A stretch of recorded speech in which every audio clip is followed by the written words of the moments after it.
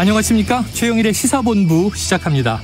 자, 주말 대통령 퇴진을 요구하는 촛불 집회가 있었고요. 자, 여당은 이 집회에 민주당 의원이 참석한 것을 문제 삼아서 강하게 비판하고 있습니다. 자, 그런데요. 같은 당내에서도 또 윤 대통령에 대한 비판이 있습니다. 당을 같이 해야 하느냐, 내부 싸움도 격화되고 있습니다. 야당도 내부 분열의 조짐이 있다고 하는데요. 친명계는 강하게 정권을 비판하고 있고, 비명계는 이게 최근 가속화되는 이재명 대표의 사법 리스크를 우려한다, 이런 보도가 나옵니다. 자, 외부 내부에서 서로 목소리가 높아지는 것, 참 여러 가지 걱정과 불안이 많다는 반증일 것입니다. 그런데요, 뒤늦게 알려진 이태원 참사에서 밤새 CPR 심폐소생을 하면서 4명의 생명을 구한 파키스탄 간호사의 이야기가 마음을 울립니다. 자, 그는 그 혼란 속에서 언어가 통했다면 더 구할 수 있지 않았을까 안타까워했다고 합니다. 참사 관련 수사를 보면요, 같은 말을 쓰고 위험 신고가 들어와도 사전에 막거나 피해자를 줄이지도 못했는데 말이죠. 부끄러운 대목입니다. 이 와중에 카타르 월드컵이 시작됐습니다. 자, 붉은 악마는 거리 응원전을 한다고 합니다. 안전사고 유의하면서 추모와 응원을 현명하게 하는 성숙한 시민의식이 필요한 때입니다. 최영일의 시사본부 출발합니다.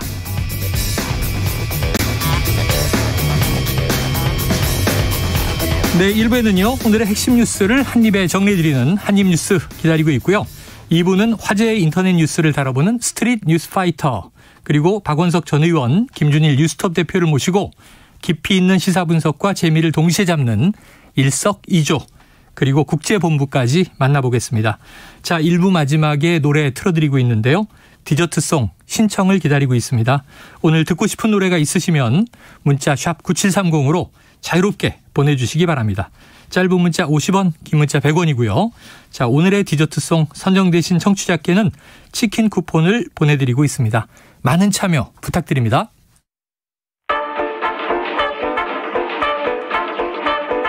최영일의 시사본부 한입뉴스. 네, 자, 오늘 월요일의 핵심 뉴스를 한입에 정리해드립니다. 여러 가지 뉴스들이 또 쏟아지고 있는데요. 자, 오마이뉴스의 박정호 기자, 헬마우스 임경빈 작가와 함께하겠습니다. 두 분 어서 오세요. 안녕하세요.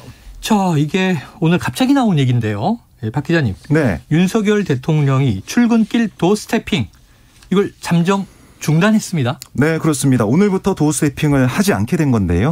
대통령실의 설명을 들어보면 최근 발생한 불미스러운 사태와 관련해서 근본적 재발 방지 방안 없이는 계속할 수 없다, 이렇게 판단했다는 겁니다. 네네. 그러니까 이 취지가 국민과의 열린 소통인데 이 취지를 잘 살릴 수 있는 방안이 마련된다면 재개 여부를 검토하겠다. 네네. 이렇게 강조를 했습니다.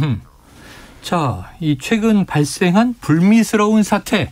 그럼 지난 금요일로 거슬러 올라가면 바로 이 MBC 기자가 뭐가 악의적입니까? 이렇게 따져 묻고 이기정 홍보기획 비서관과 언쟁을 벌였단 말이죠. 그걸 얘기하는 거예요?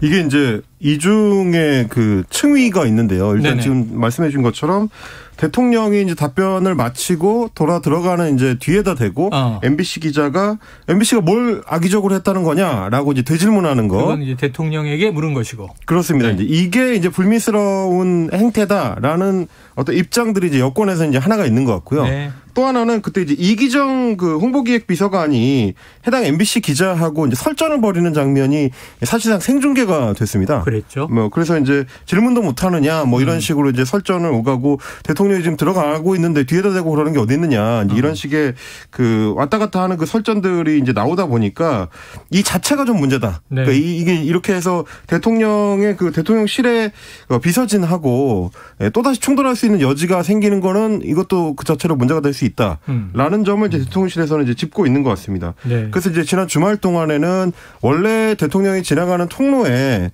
유리 가벽으로 해서 이제 낮은 그 유리벽만 있었는데 네. 그래서 대통령이 지나다니는 거나 아니면 언제 출근하는지 퇴근하는지 이런 거를 기자실에서 이제 볼 수가 있었는데 네네.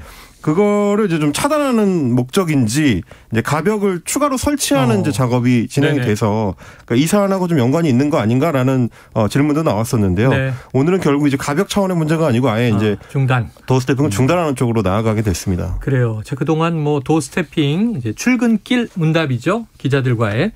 그런데 이게 초기에는 조금 논란도 있었어요. 예전 청와대에 근무했던 이제 경험이 있는 분들은 대통령이 너무 앞서서 아침마다 이슈를 선점하는 것은 주무부처 장관이 또 역할하기 어렵다.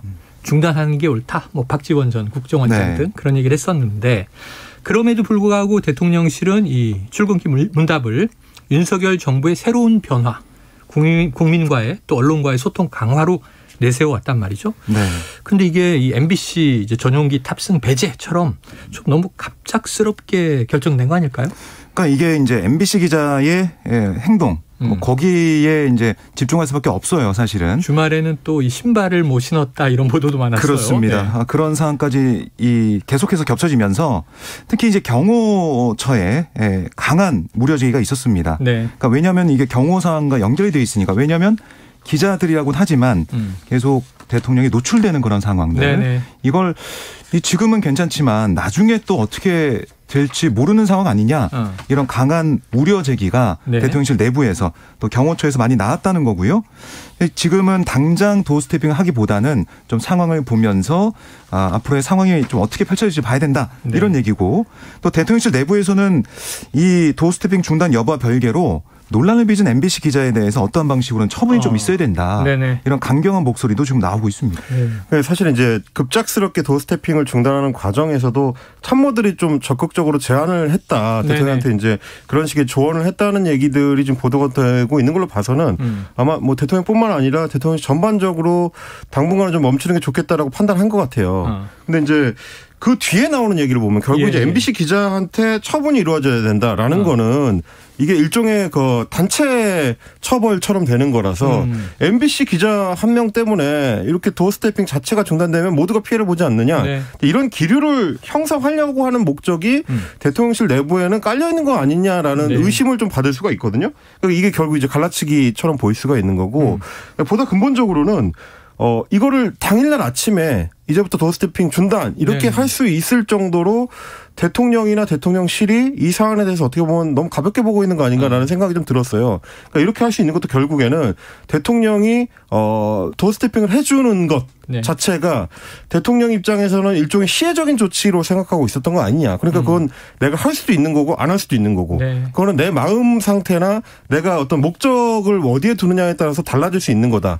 이런 태도를 다소간에 좀 드러내는 것 같아서 뭐 지난 주말 내내 이제 논란이 있었던 대통령의 언론관의 연장에서 보면 이 태도가 맞는 것인가 이 부분에 대해서는 국민들도 상당히 좀 우려를 할 수밖에 없는 것 같습니다. 자, 처음에는 조금 즉흥성이 있었고 정제되지 않은 발언들이 나왔죠. 하지만 그 다음에는 또 대통령이 모두 발언 형식으로 그날의 중요한 이슈들에 대해서 먼저 이야기하고 또 질문 있습니까? 해서 이제 소통을 하고 들어가곤 해서 조금 이제 안정화되나 보다 했는데 이 순방 이후에 갑작스럽게 이제 중단이 됐습니다. 네, 뭐 결국에는 기자들이 질문할 때 거기에 대해서 대통령이 답변을 하면서 그러니까 이 답변을 하면서도 뭐 기자들 질문이 날서 있는 질문이라면은 어떤 설명이 더 들어가잖아요. 그러면 서로 이해를 뭐 시킬 수도 있고 설득할 수도 있고 아니면 어떤 잘못에 대해서 뭐 시인할 수도 있고 여러 가지 소통 방법이 그 안에서 이룰 수 있는데 그게 아니라 이제 윤 대통령의 일방적인 메시지 전달 그다음에 기자들이 질문해도 뭔가 날이 서 있거나 좀 불리해 보이는 그런 질문은 그냥 건너뛰고 들어가는 이런 모습들. 다른 질문 없습니까? 이렇게 물어보곤 했죠. 거기에 대해서는 또 지적도 나오고 있는 상황입니다. 이제 사실 팀장님께서도 아까 지적해 주신 것처럼 주말 동안에 국민의힘 쪽에서는 해당 MBC 기자가 뭐 슬리퍼를 신고 있었다든지 팔짱을 끼고 대통령의 말을 듣고 있었다든지 이런 개인의 어떤 태도를 지적하는 얘기들이 많이 나왔어요. 오늘 아침에만 하더라도 이제 국민의힘의 김행 비대위원 같은 경우는 자기가 뭐 박근혜 정부 때 이제 대변인을 했기 때문에 그때 대변인 시절에도 대통령이나 비서실장 인터뷰를 할 때는 모든 출입 기자들이 넥타이를 갖추고 양복을 입고 정식으로 의관을 갖추고 대했다. 그리고 대통령 등 뒤에 소리를 지르는 기자는 상상할 수도 없는 풍경이고 이런 거에 대해서 이제 교육을 시켜서 보내기도 했다. 이제 이런 식의 표현들이 나옵니다. 그러니까 사실 이 사안이 대통령 개인과 MBC 기자 개인 사이의 예의 범절에 대한 문제는 아닌데 자꾸 지금 사안을 좀 축소시키려고 하는 것 같아요. 여권에서는. 근데 제가 아까도 말씀드렸다시피 도어스태핑의 본질은 대통령이 먼저 그러니까 국민들이 그걸 요청한 적이 없는데 먼저 더 국민들과 많이 소통하기 위해서 이런 어떤 형식을 취해보겠다라고 제안을 해서 그거를 우리가 이제 지켜봐왔던 거거든요. 그 부분에 대한 명확한 인지가 좀 있어야 될 것 같고, 그 지금 여권에서 얘기하는 것도 도어 스태핑이라는 제도를 우리가 미국에서 가져올 때는 제도의 어떤 본래적 의미라는 거는 지금 우리가 하는 것보다 훨씬 거친 형태예요. 네네. 그래서 예를 들면 트럼프 전 대통령이 헬기를 타기 위해서 착륙장으로 걸어가는 동안에도 기자들이 일종의 난입을 해서 계속 이렇게 대통령을 부르고 질문을 던지고 이런 형식으로 하는 게 미국식의 도어 스태핑, 굉장히 자연스러운 형식이거든요. 그러다 보면 그 과정에서 뭐 트럼프 대통령이 CNN 기자하고 직접적으로 막 설전을 벌이고 경비가 뭐 기자를 끌어낸다든지 나가시오 막 이런 얘기도 그렇죠. 하고. 뭐 바이든 대통령 같은 경우도 폭스뉴스 기자하고 설전 도중에 이제 욕설이 한 마이크로 이제 나가기도 하고요. 그래요. 뭐 시진핑 주석과 관련된 지난번 이제 미중 정상회담 때도 역시 마찬가지로 MBC 기자가 끌려나간다든지 알겠습니다. 이런 돌발 상황이 다 원래 발생하는 건데 이거를 다 예의범절의 문제로 치부해 버리면은 이 제도를 시행하는 의미가 없어진다. 이 부분을 좀 여권에서 인식할 필요가 있어 보입니다. 잠정 중단인데 또 앞으로 어떻게 될지 좀 지켜봐야 될 것 같습니다. 지금 대통령실의 입장에 따르면 오늘 방송을 이제 생방송을 하고 있는 저 박정호 기자, 임경미 작가는 모두 다 출입이 불가합니다. 복장이 불량하네요. 넥타이 맨 사람도 없고. 자, 지켜보도록 하죠. 조만간 좀 이 좋은 형태로 재개되기를 기대해야 되겠죠. 자, 두 번째 이슈 넘어가 보겠습니다. 자, 지난 주말 결국 이 구속영장에 대한 피의자 신문이 있었는데 정진상, 그러니까 민주당 당대표 정무조정실장이에요. 네. 구속이 됐네요. 그렇습니다. 이게 이제 지난 18일에 있었던 구속 전 피의자 신문. 여기서 뭐 8시간 10분이나 이어진 어떻게 보면 강대강 대치가 있었던 그런 심사였어요. 근데 이게 오후 10시 10분에 끝났는데 그 다음날 새벽 2시 50분에 영장이 발부가 됐습니다. 그러니까 어떻게 보면 4시간 만에 발부가 된 신속한 결정이 있었다라고 볼 수가 있겠고요. 법조계 얘기를 좀 들어보면 이게 영장 발부의 이유는 증거인멸과 도망 우려가 있다 이렇게 돼 있지만 결국에는 검찰이 구성한 정 실장의 혐의가 어느 정도 소명되는 게 아니냐 이렇게 좀 보고 있더라고요. 그게 소명이 좀 됐기 때문에 증거인멸, 도망 우려 이것까지 얘기를 한 거다라는 얘기가 좀 나오고 있는데요. 특히 지금 보면은 유동규 전 기획본부장이나 남욱 변호사 같은 대장동 일당의 진술이 일치돼 있는데 이런 걸 주장한 검찰의 그런 주장을 법원이 좀 받아들였다라고 볼 수가 있겠고, 그리고 이제 정 실장 같은 경우는 주거가 좀 부적합하다. 주거가 어딘지 잘 모르겠다라고 검찰이 계속 제시를 했어요. 왜냐하면은 가족들이 살고 있는 성남의 아파트에 잘 오지 않았다. 이런 것도 CCTV를 확인해서 제공했다고 하는데 이런 것도 아마 반영이 됐다라는 해석이 나오고 있습니다. 그래요. 알겠습니다. 자, 김용 민주연구원 부원장 이미 구속 기소가 됐고 이젠 정진상 이제 정무조정실장까지도 구속이 된 상황이에요. 그럼 이제 남은 것은 이재명 대표다 이런 얘기만 나오고 있는데, 자, 임 작가님, 이재명 대표의 좀 입장 나온 게 있습니까? 이 대표는 이제 주말 동안에 페이스북을 통해서 이제 입장을 좀 강하게 밝혔습니다.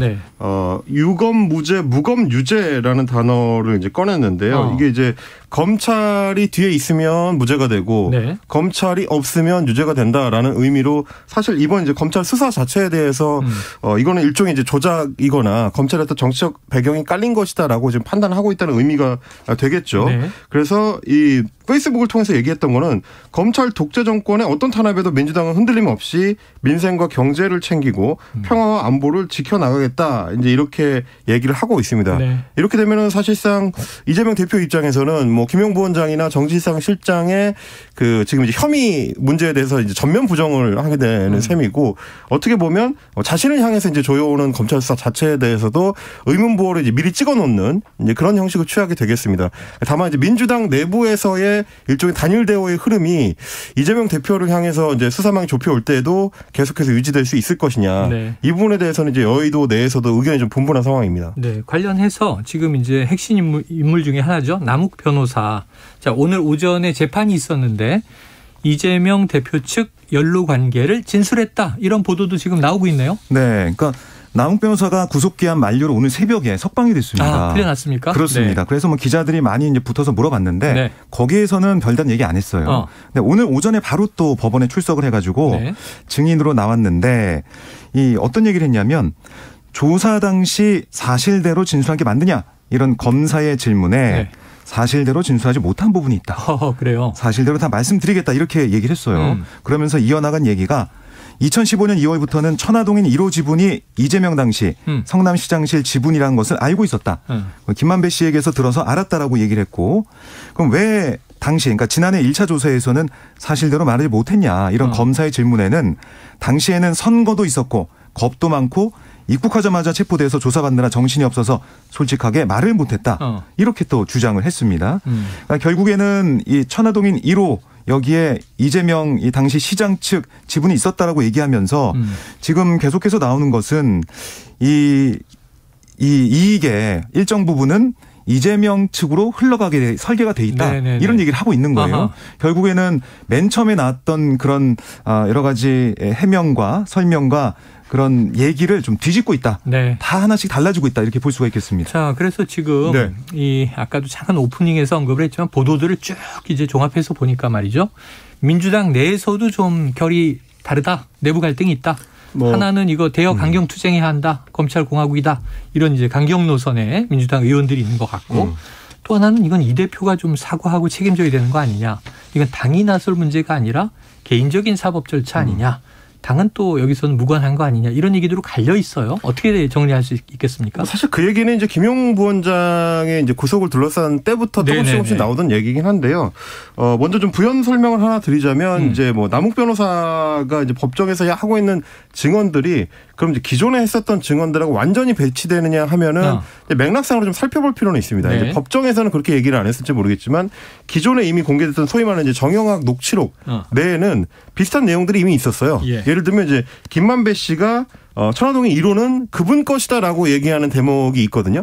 이제 그때도 사실은 수사 과정에서 혹은 뭐 정치권에서도 그분이 누구냐 결국 뭐 이재명 당시 시장을 지칭하는 거 아니냐 이제 이런 식의 논쟁이 있었는데 그렇게 보면 통하는 맥락은 있습니다. 김만배 씨가 계속해서 본인의 지분이 그러니까 본인이 받을 수 있는 돈이 그렇게 많지 않기 때문에 자기가 더 이제 챙겨 받아야 된다든지 혹은 자기가 챙겨줘야 되는 정치권의 인사들이 많기 때문에 뭐 사법부나 정치권의 인사들이 많기 때문에 내가 뭐 현금을 좀 더 받아서 나눠줘야 된다. 이제 이런 식의 주장을 녹취록 내에서도 많이 했거든요. 이제 그 과정에서 천화동인 1호도 뭐 이름만 그렇게 돼 있지 사실 내 거 아니잖아. 이제 이런 식의 얘기를 녹취록 내에서 했었습니다. 이제 그러다 보니까 이제 남욱 변호사의 주장은 지금 얘기하는 것도 성남시장실이라고 이제 통칭이 되고 있고요. 그러니까 뭐 딱 성남시장을 지칭하는 게 아니라 성남시장실로 통칭이 돼 있고 그리고 김만배 씨한테 들었다. 이런 얘기로 돼 있습니다. 아마 녹취록의 내용을 지금 따라가는 형식으로 아마 재판이 진행되지 않을까 그렇게 좀 보여지고요. 근데 그 대목에서 과연 그게 이제 이 성남시장이었던 이재명 대표하고 직접적으로 연결될 수 있을지 여부가 이 검찰의 고민이 될 것 같은데 정리해 주신 것처럼 지금 이제 이 검찰 수사가 속도를 받다 보니까 잠재해 있던 민주당 내부의 갈등이 조금씩 올라오는 거죠. 사실 뭐 김용 부원장이나 정진상 실장에 대해서도 이게 지금 민주당의 그 당직을 공식적으로 받은 이후에 지금 민주연구원 부원장이나 뭐 정무조정 실장을 받은 이후에 생긴 문제가 아니고 예전에 2010년대에 성남시장 시절, 그렇죠. 성남시청 시절에 있었던 일이니까 이건 개인들이 감당할 수 있게 해야 된다. 자기의 어떤 법적 문제다라고 이야기하는 목소리가 이전에도 있었고 앞으로 조금 더 커질 가능성이 있다. 왜 그러냐면 결국 검찰의 수사망이라는 거는 지금 공소장이라든지 영장의 전반적인 내용을 봤을 때는 이재명 대표를 향해서 올 수밖에 없는 상황이거든요. 그거를 둘러싼 갈등이 아마 연말을 전후해서 본격적으로 터져 나올 가능성은 있어 보입니다. 그래요. 자, 지금 뭐 민주당 반응은 조금 이제 갈래가 있지만 이제 좀 어쨌든 부글부글 끓는 분위기인데 지금 국민의힘 쪽에서는 관련해서 언급이 있겠죠? 네, 뭐 사필 규정이다. 사필 이렇게 규정이다. 얘기를 하고 있습니다. 이제 진짜 몸통이 드러날 때다라고 얘기를 하고 있고요. 정진석 비대위원장도 아니 이게 검찰 수사를 조작의 칼날이라고 공격했는데 그런 주장을 납득할 국민이 누가 있냐 이렇게 강하게 질타하고 있습니다. 네, 알겠습니다. 자, 여기서 지금 월요일입니다. 점심시간. 교통 상황을 알아보고 이어가도록 하겠습니다. 교통정보센터의 이현 리포터 나와주세요. 네, 점심 식사하셔야죠. 도로는 많이 수월해졌습니다. 다만 돌발 상황을 항상 주의하셔야겠는데요. 수도권 제일순환고속도로 판교에서 구리 쪽입니다. 성남 부근에서 화물차 화재 사고가 났습니다. 5차로에서 처리 작업하고 있는데 1km가량 영향을 받고 있습니다. 영동고속도로 강릉 방향 소초 졸음쉼터 부근 지나기 답답하실 텐데요. 2, 3차로에서 노면 보수 작업하고 있습니다. 서울은 내부순환도로 성수 분기점 쪽이고요.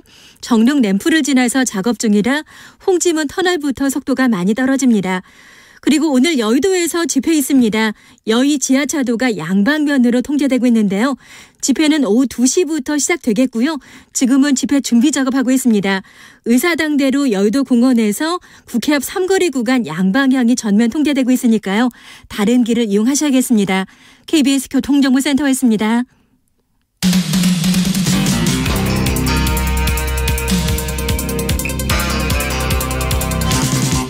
최영일의 시사본부. 예, 다음 이슈는 이태원 참사 관련 수사 내용입니다.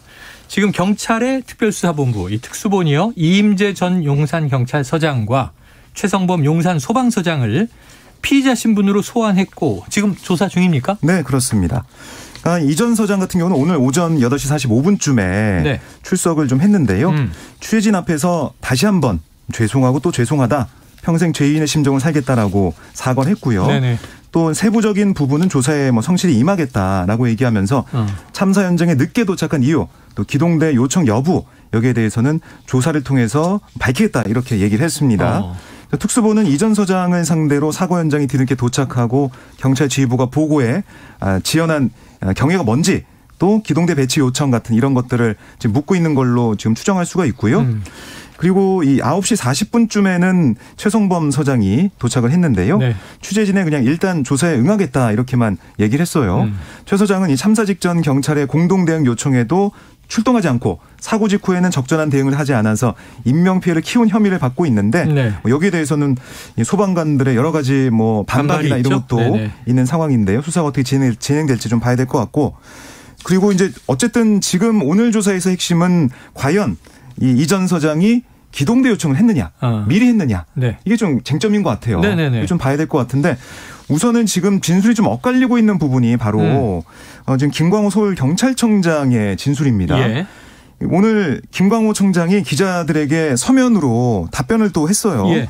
이 기자간담회 서면으로 진행했는데 거기서 이 전 서장은 두 차례나 이태원 참사 나흘 전에 서울청의 경비동대 투입을 요청했다라고 얘기하고 있는데 김 청장은 오늘 서울청 112 상황실과 경비과에 재차 확인했지만 헬로윈과 관련해서 용산서에서 경비 기동대를 요청받은 사실이 없었다. 네네. 이렇게 얘기를 하고 있습니다. 양쪽 얘기가 완전히 다르군요. 네. 네. 근데 지금 이제 서울청장 같은 경우는 지금 답변의 내용이 네. 그 국회에서 혹은 언론과의 간담회에서 얘기할 때마다 조금씩 약간 핀트가 좀 다릅니다. 그래요. 포인트가 조금씩 다른데 지난 7일에 이제 국회 행안위에 출석했을 때는 뭐라고 했냐면 이제 헬로윈 관련 대책을 수립할 당시에 서울청 경비부장한테 연락을 해서 기동대 병력에 여유가 있느냐 이제 이렇게 물었는데 네. 주말 집회가 있어서 힘들겠다라는 답변을 듣고 137명 이제 기존에 우리가 알려준 대로 투입하라고 지시를 했다. 이렇게 처음에는 답변을 했었고요. 네. 근데 같은 날에 이제 기자 간담회에 이제 서면 질의 답변을 할 때는 집회 대비 때문에 경력이 부족해서 배치 못한 건 아니다. 네. 정반대 답변에서 같은 날입니다. 이렇게 했었고요. 그거에 대해서 이제 오늘 이제 해명하는 자리에서는 국회의 발언은 사전 대책을 수립할 때 사고 가능성을 사전에 예견하지 못했던 상황에서 그 상황에서 대규모 집회가 있었기 때문에 경비기동대 배치를 이제 포함시키지 못했다라는 취지라고 얘기를 했고요. 그러면서 할로윈 현장에 경비기동대 배치가 이루어지지 않았던 거는 사고를 사전에 예견하거나 당시에 인지하지 못했기 때문이다. 집회와는 관련이 없다. 이제 이렇게 얘기했습니다. 네. 그러니까 결국 이제 아마 최종적으로 서울청장은 본인의 입장은 이렇게 정리를 하는 것 같아요. 할로윈 당시에 이태원에서 그런 참사가 일어날 줄을 예견 못했으니까 네. 병력을 추가 배치하지 않은 것이다라는 얘기인데 네. 그럼 다시 우리가 질문을 되돌아갈 수밖에 없는 겁니다. 왜 사전에 그런 경고 메시지가 이제 정보 보고서를 통해서 올라왔고 이미 사전에 10만 명 이상의 인파가 몰릴 것이라는 게 심지어 이제 언론에서도 예견을 하고 있었는데 사고를 예견하지 못했다는 것은 무슨 얘기냐. 네. 그러면 결국 29일에 발생한 참사를 아니 우리가 점쟁이도 아니고 그걸 어떻게 정확하게 알겠습니까? 그거를 참사가 일어날 텐데도 불구하고 경력이 부족하니까 보내지 말아야지라고 했었다는 게 아니라 이미 어느 정도 인파가 몰릴 거라는 게 예견돼 있는 상태에서 필요한 경력 배치에 대한 요청이 있었는데도 왜 안 했느냐라는 네. 질문을 하고 있는데 결국 지금 서울청장의 답변은 본인의 어떤 법적인 책임을 벗어나기 위한 단서 조항을 달고 있는 것처럼 보여요. 네. 이게 과연 국정조사를 통해서는 어떤 식으로 전개가 될지 서울청장이 이 같은 태도를 계속 유지할 수 있을지 네. 이걸 좀 지켜봐야 될 것 같습니다. 김광호 서울청장은 또 이전에 국회에서 자, 당시에 이제 마약 단속에 더 치중했던 것은 맞다. 예방 활동을 이런 했다. 또 이제 이야기를 하기도 했죠. 자, 그런데 지금 핵심적인 쟁점은 왜 현장만 파느냐, 또 윗선으로 못 올라가고 옆으로 퍼지느냐, 수사가 이제 이런 비판들이에요. 그러다 보니까 지금 쟁점이 이상민 이제 행정안전부 장관이잖아요. 야당은 뭐 경질을 요구하고 있고 본인은 이제 오히려 지금 이 TF 단장을 맡고 있고. 자, 그런데 이제 이상민 행정안전부 장관, 이태원 참사 유족들끼리 서로 아픔을 나눌 수 있는 기회를 주자, 이런 요청이 있었는데 연락처는 물론 명단조차 갖고 있지 않아 어렵다, 이렇게 답했었단 말이에요. 그렇습니다. 근데 행안부에서 명단과 연락처가 있었다고요? 그러니까 이게 지난 16일 국회에서 민병덕 민주당 의원이 질의한 내용이 있는데요. 네. 이상민 장관에게 좀 유족들이 서로 아픔을 보듬고 이럴 수 있는 다리를 놔주자, 이런 제안을 했어요. 네네. 그랬더니 이상민 장관은 유족들이 원한다면 가능하긴 하겠지만 지금 당장은 어렵다, 선을 그었습니다. 왜냐하면 행안부에 유족의 연락처는 물론 명단도 없다. 네네. 이게 이유였어요. 근데 뭐 당연히 가지고 있어야 할 정보가 왜 없냐, 이해가 가지 않는다, 이런 추궁도 있었지만 이 장관은 자신의 말을 왜 믿지 않느냐, 억울함까지 토로하는 모습을 보였습니다. 그런데 이제 오늘 이제 보도된 YTN 보도를 보면 참사 이틀 뒤에 서울시가 이 희생자 명단, 유가족 연락처 등을 엑셀 파일로 정리해서 행안부에 전달했다는 거예요. 네네. 그래서 유가족 정보가 뭐 물론 이제 좀 빠진 부분도 있었지만 대부분은 유족의 이름 또는 이 희생자와의 관계, 또 연락처 이거 포함하고 있었습니다. 네네. 심지어 행안부 같은 경우는 이 자료를 바탕으로 유가족들을 찾아내서 지방세를 감면해 주는데 활용까지 했어요. 결국은 알고 있었고 그걸 가지고 정책에 사용했다는 이런 건데 이게 왜 이상민 장관은 이 사실을 몰랐는지, 또 이걸 어떻게 파악이 안 된 부분이 어떤 이유가 있었는지, 여기에 대한 좀 의문심이 나오고 있습니다. 네, 이게 뭐 재단의 컨트롤 타워인데 행안부, 특히 장관. 그런데 이게 없는 게 좀 이상하죠. 아니, 애초에 이상한 일이죠. 뭐 지금 말씀하신 것처럼 사실 행정안전부 자체가 재난안전대책본부거든요. 그렇죠. 그리고 장관이 그 본부장인데 아니 지금 유가족들이 발생한 상황에서 유가족들한테 연락을 취하고 어떻게 도와줘야 될지를 그 당시에는 대통령이 직접 지시를 했단 말이에요. 1:1 매칭을 통해서 공무원들이 그런 부분들을 좀 케어할 수 있도록 해라. 그런 지시를 받은 재난안전대책본부장이 연락처조차 없다라고 생각을 할 정도면, 그리고 이게 16일에 국회 답변이니까 이미 참사 발생하고 2주 이상이 지난 뒤에요. 근데 이 정도의 어떤 기초적인 업무 파악도 못하고 있었다고 한다면 과연 본부장으로서의 직분을 좀 제대로 수행하고 있는 거냐. 국회에서는 그런 질타를 할 수밖에 없는 거죠. 자, 이상민 장관 소방노조가 고발을 했기 때문에 또 피의자 신분이 돼 있기도 합니다. 앞으로 이제 특수본 수사를 계속 지켜보도록 하죠. 자, 국민의힘이 오전 의원총회를 열고 이 국정조사 계속 야3당이 요구하고 있죠. 당의 공식 입장을 정한다, 이렇게 이야기했었는데 박 기자님, 결론 나왔습니까? 네, 뭐 그동안의 목소리가 달라진 게 없습니다. 그래요? 그러니까 우선은 수사 결과를 지켜봐야 된다. 그러니까 수사 결과 봐서 부족하거나 미흡하면 해야지. 지금 수사가 진행되고 있는데 정기국회 막바지 예산안하고 여러 가지 심의 중인데 국정조사 하는 거, 이거는 진실 발견에 도움이 되지 않는다, 정쟁만 된다, 이렇게 얘기를 했어요. 그래서 우선은 이 거부를 하고 나중에 수사 결과를 봐서 미흡하다면 언제든지 할 수 있다, 그렇게 결론을 내렸습니다. 나중에 할 수 있다. 네. 자, 그런데 지금 이제 야3당의 국정조사 시계는 그 여당의 입장하고는 별개로 좀 돌아가고 있는 것 같습니다. 이번 주 24일 본회의가 관건이죠. 그렇습니다. 김진표 의장도 사실은 국정조사 관련된 그 위원 명단을 제출하라고 여야에 이미 지난주에 얘기를 해놓은 상황이고요. 민주당 같은 경우는 이제 위원들을 뭐 우상호 위원장을 필두로 해서 명단을 이미 제출한 상태고, 정의당은 이제 장혜영 의원 그리고 이제 기본소속당은 용해인 의원을 이제 위원으로 이제 각각 그 선정을 해가지고 이미 제출한 상태입니다. 이렇게 되면은 아마 오늘 오후에 이제 여야 간에 이제 어떤 협의를 김진표 의장이 좀 주선을 해보고, 배동을 한다면, 그게 안 된다 그러면 24일에는 아마 일정표대로 움직이지 않을까, 그렇게 좀 보여집니다. 자, 지금 현재 국민의힘 몫이 7석 위원이 이제 비어져 있는데 이걸 채울지 그냥 갈지 지켜봐야 되겠고요. 자, 지금 오늘이 원래 이 금통위도 열리잖아요. 네. 과연 이제 베이비 스텝이냐, 또 뭐 빅스텝이냐, 이런 얘기 이제 나올 것 같은데, 일단은 지금 아까 예산위원회를 우리가 통 못 다루고 있어요. 이게 중요한데 너무 이슈가 많다 보니까, 자, 지금 내년으로 예정된 금융투자소득세, 줄여서 금투세라고 부릅니다. 이 시행 관련해서 여야가 공방을 벌이고 있다. 이거 무슨 얘기예요? 예, 그러니까 금투세가 주식, 채권 등 금융투자로 얻은 수익이 연 5천만 원 이상일 때 수익의 20%를 세금으로 매기는 제도예요. 2020년 국회에서 통과돼가지고 내년 1월부터 시행될 예정이었지만 정부가 윤석열 대통령의 대선 공약에 따라서 2년 유예 방안을 내놨습니다. 정부는 미루자? 그렇습니다. 그러니까 왜냐하면 지금 너무나 주식시장이 안 좋은데 세금까지 뭐 어떻게 뭐 올리게 된다면 네네. 부과하게 된다면 시장이 너무 안 좋다. 이런 얘기를 하고 있는 거예요. 네. 그런데 이제 이게 민주당 입장에서는 우선 이 법안대로 해야지 왜 유예하냐는 얘기가 나왔다가 이재명 대표가 이 금투세 유예 방안 여기에 대해서 좀 들여다봐야 되는 거 아니냐 이런 취지 얘기를 한 다음에 네. 민주당에서 조금 입장이 바뀌었습니다. 그런데 조건을 좀 걸었어요. 예. 어떤 조건을 걸었냐면 이게 증권거래세를 이 0.15%로 추가 인하하고 또 주식 양도소득세 대조주 기준 상향을 철회하면 네. 이 금투세 시행을 2년 유예하겠다. 이렇게 민주당이 제안을 했는데 정부가 여기에 대해서 우리 받아들이지 않겠다. 그건 안 된다라고 또 강하게 나오고 있습니다. 평행선이군요. 네. 이제 12월 2일이 이제 내년도 정부 예산안 법정 기한이 다가오는데 정말 이제 우리가 과거에 이런 쪽지 예산 말고 민생 예산으로 좀 갔으면 좋겠는데 우리가 들여다보지 못하니까 이런 공방만 짧게 전해드립니다. 자, 임 작가님 끝으로 요거 하나 좀 여쭤볼게요. 네. 제27차 유엔 기후 변화 협약 이 참 중요한 이제 국제적 모임인데 네. 이 당사국 총회 COP27 이렇게 부릅니다. 네. 막을 내렸죠? 어떤 내용들이 좀 결의됐습니까? 이게 이제 27번째 이제 대회라서 이제 COP27이라고 27번째. 그렇습니다. 네. 이제 이름이 붙어 있는데요.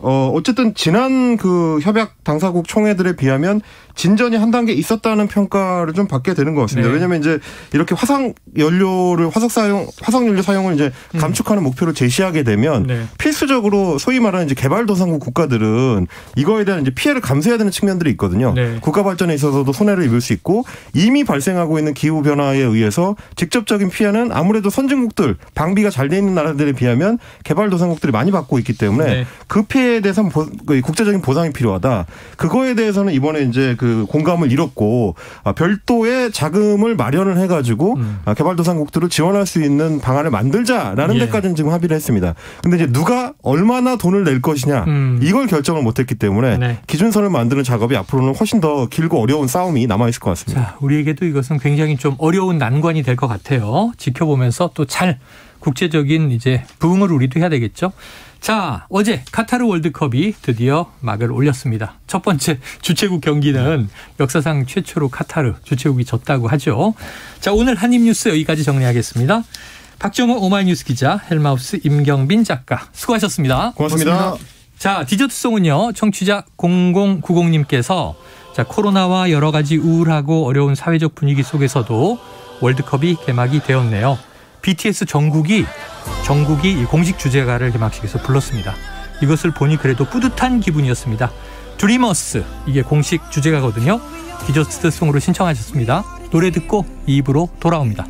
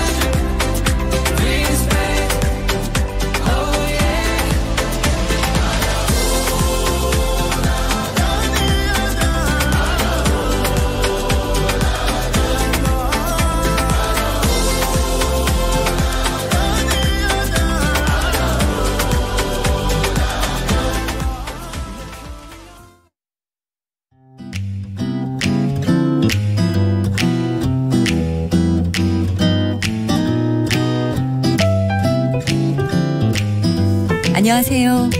바른말 고운말입니다.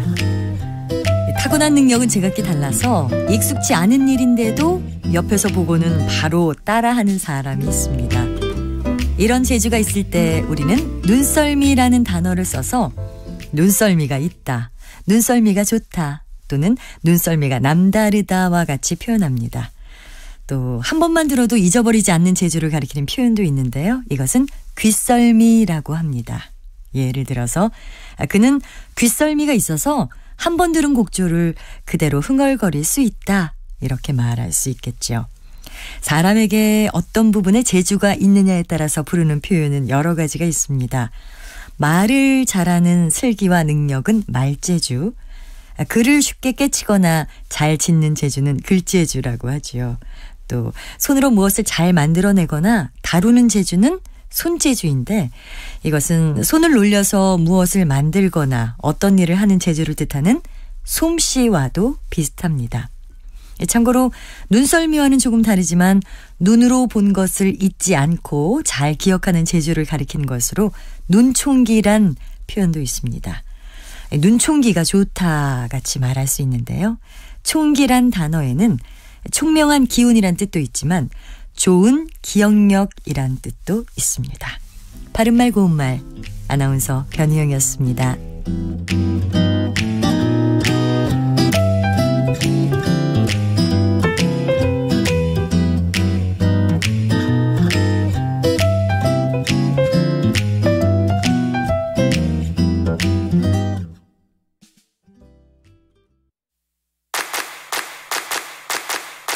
안녕하세요.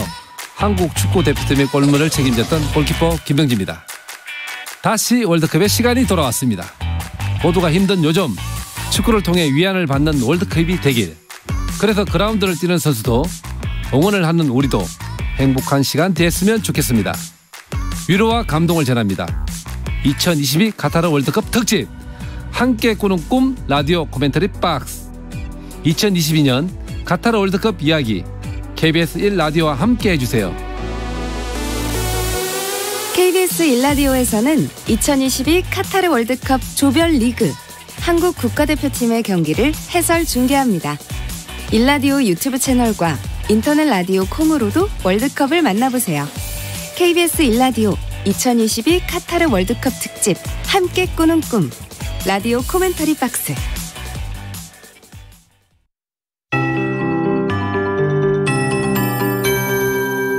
KBS 58분 날씨. 오늘도 평년 기온을 웃도는 온화한 날씨가 이어지겠습니다. 한낮 기온이 서울 17도, 대전 18도, 광주 대구 19도, 제주 20도, 부산 21도 등으로 예년 이맘때 기온보다 4도에서 7도 정도 높겠습니다. 오늘 전국에 구름이 많이 끼겠고요. 경기 북부와 강원 영서 북부는 오후까지 약한 비가 조금 오거나 빗방울이 떨어지는 곳이 있겠습니다. 또 대기가 정체되면서 지금 인천과 경기 일부, 충남과 전북 지역에서 초미세먼지 농도가 나쁨을 보이고 있습니다. 오늘 일부 서쪽 지역의 공기가 탁할 전망이어서 주의하셔야겠습니다. 절기 소설인 내일은 눈 대신 비 소식이 있습니다. 내일 오전에 동해안과 제주도를 시작으로 오후에는 전국에 비가 오겠고요. 비는 대부분 모레 수요일 오전에 그치겠지만 동해안은 모레 오후까지 이어지겠습니다. 예상 강수량은 동해안이 최고 60mm로 가을비치고는 다소 많은 양이 내리겠고요. 그 밖에 전국은 5mm 안팎으로 적겠습니다.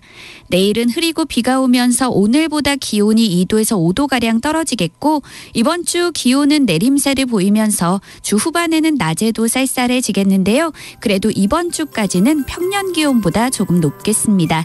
현재 서울의 기온은 15.6도입니다. 송소진입니다.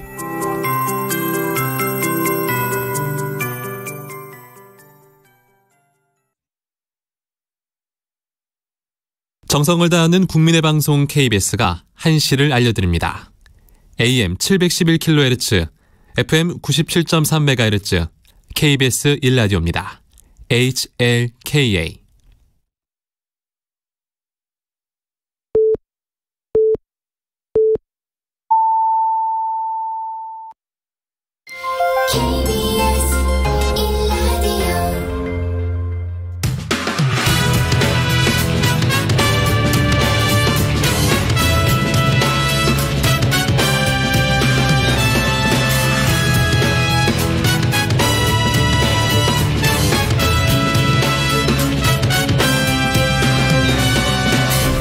KBS 1라디오 최영일의 시사본부.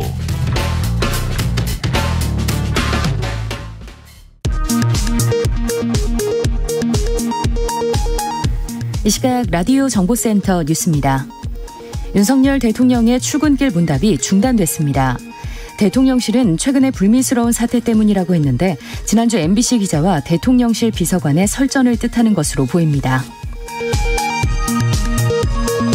국민의힘 성일종 정책위 의장은 오늘 KBS 최경영의 최강시사에서 지난 18일 윤석열 대통령의 출근길 문답 도중 윤 대통령에게 뭐가 악의적이냐고 물은 MBC 기자에 대해 난동 수준이라고 비판했습니다. 더불어민주당 박홍근 원내대표는 기자와의 설전 이후 오기와 불통을 상징할 가림막을 세우고 출근길 문답을 중단한다고 하니 점이 가경이라면서 대통령이 야당과 국민 앞에 철벽을 치고 있다고 비판했습니다. 더불어민주당과 정의당, 기본소득당 등 야3당이 이태원 참사 진상규명을 위한 국정조사 계획서를 제출했습니다. 국민의힘은 경찰 수사가 우선이라며 불참 입장을 재확인했습니다. 지금까지 라디오 정보센터 조진주였습니다.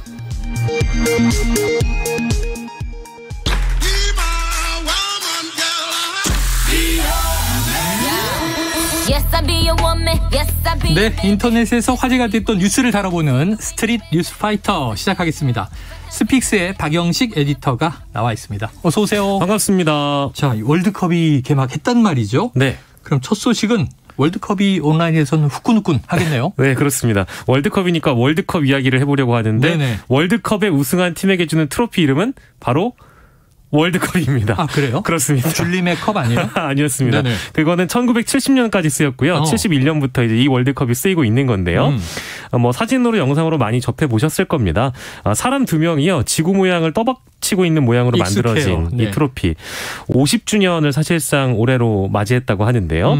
70년까지 줄림의 컵이라는 컵이 우승컵으로 쓰였고 제가 옛날 사람이라는 걸 인증해 버렸습니다. 그러니까요. 71년에 새로운 월드컵 우승 트로피를 만들기 위해서 위원회를 피파가 신설했고요. 공모 절차를 거쳐서 72년에 피파가 채택한 트로피가 바로 지금의 피파 월드컵 디자인인데요. 이걸 만드신 분의 이름이 실비오 가자니가라는 이탈리아의 조각가예요. 이 트로피는 18K 금으로 제작됐고요. 무게가 6.17kg, 높이가 36.8cm, 하단부 지름 13cm 정도라고 하고요. 한 언론의 분석에 따르면 처음 만들 때는 5만 달러 정도의 가치였는데 지금은 2천만 달러, 약 268억 원 가치로 추산이 된다고 밝히고 있고요. 처음엔 5만 달러면 뭐 우리 돈으로 한 6천만 원 정도였는데 네. 268억 원. 네. 오. 그만큼 대단한 가치를 갖고 있는 네. 트로피 월드컵이다. 이 트로피로 처음에 시상식이 이루어진 게 74년 서독 월드컵이었고요. 당시에는 이 서독이 우승했기 때문에 처음에 이 트로피의 주인공이 된 것이고 네. 이후에 2002년 한일 월드컵까지 우승한 나라의 축구협회가 4년간 보관을 하고요. 다음 월드컵 때 피파에 반납하도록 했는데 2006년 독일 월드컵부터는 시상식에서만 진짜 트로피가 사용이 된다고 하니까 네네. 다른 건 이제 모조품이라는 얘기겠죠. 그럼 주기만 하고 피파 금고로 들어가는 거군요. 그렇죠. 시상식이 끝나면 진짜 트로피를 피파가 다시 가져가고 우승국에게는 모조품 트로피를 증정하는 절차로 일단 진행이 되고 있습니다. 아까 말씀드린 조각가 가자니가는 세상을 떠났지만 지금도 피파 월드컵 트로피는 이탈리아 밀라노에 있는 가자니가가 일했었던 GDE 베르토니라는 회사에서 만들고 있고요. 이 모조품 트로피도 GDE 베르토니 회사에서 제작을 하고 있습니다.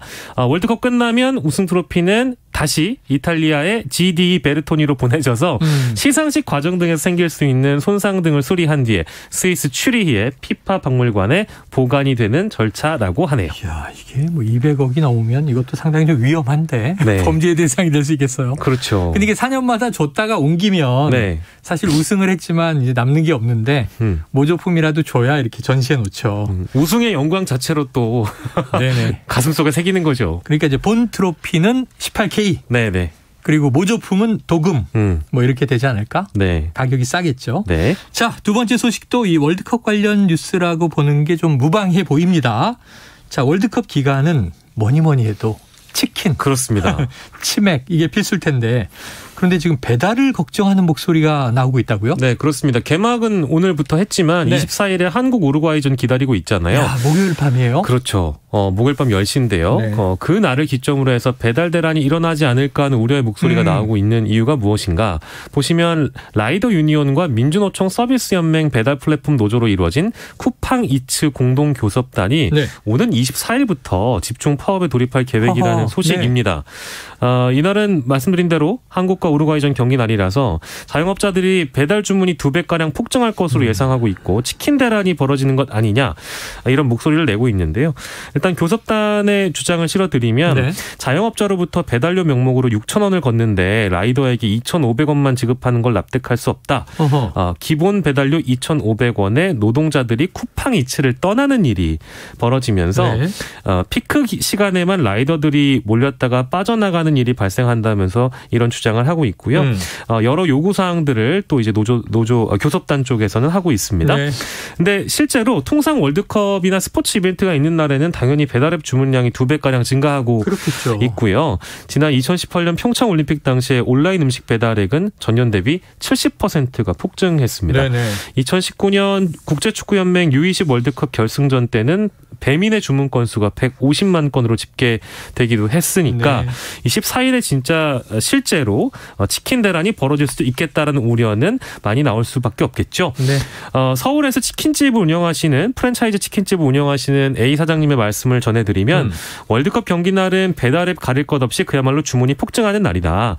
배달 기사 수급이 잘 돼야 되는데 파업 얘기가 들리니까 벌써부터 불안하다 이런 네. 얘기를 하셨다고 하고요.